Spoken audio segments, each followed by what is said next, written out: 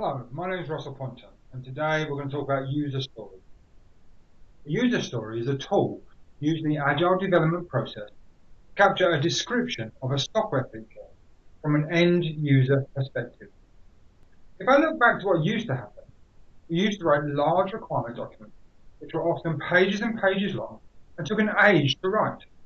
But we found out that no matter how well we interviewed users, by the time we had implemented it, they had either changed their minds about what they wanted or had forgotten to tell us about features that they wanted.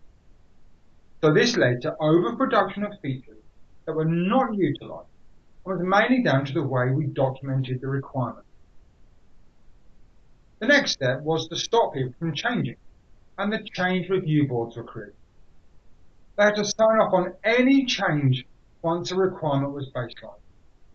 This still did not deliver what users wanted.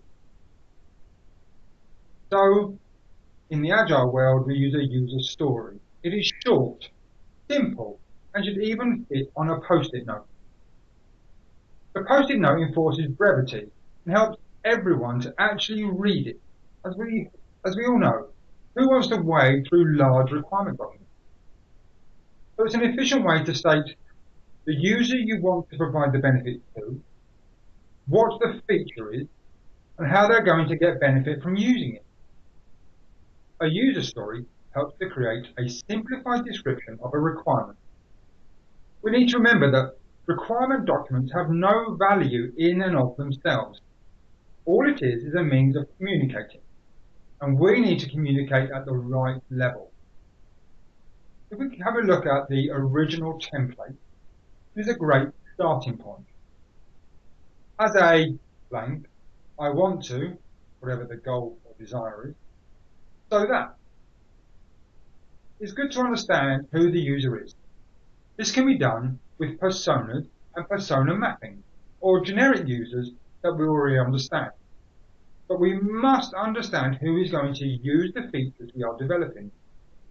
This allows the development team to put themselves in the shoes of the user and so create the appropriate solution. The "so that" also helps align the developers with why they are doing the work. When someone understands the benefit, they are more empowered and they can really get behind the delivery. If you need to actually write a user story, the best thing to do is actually start. Don't worry if you start with something too big or too broad. That is okay, as when we come to prioritise this in the backlog, if it is a lower priority, we will leave it vague and broad and not invest the time trying to break it down at that point.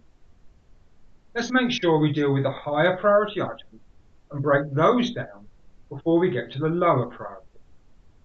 Let's minimize our investment, and if we then decide not to do it or to delay it, then that investment stays small.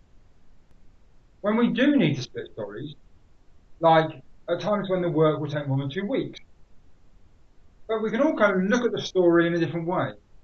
When you start to see, I need this and this and this and this, or I need this, comma, this, comma, this, comma, look for the and the commas in your request and see if you can split them there. There is no hard and fast rule on splitting stories, though. Remember, nobody writes perfect user stories. When we write these things, the beauty of writing them on sticky notes is that you can screw it up and throw it away. When we change our mind or we change the priority, it's cheap to change. That's really what Agile is about, being responsive to change. User stories are just a great way to help us get there. Thank you for your time.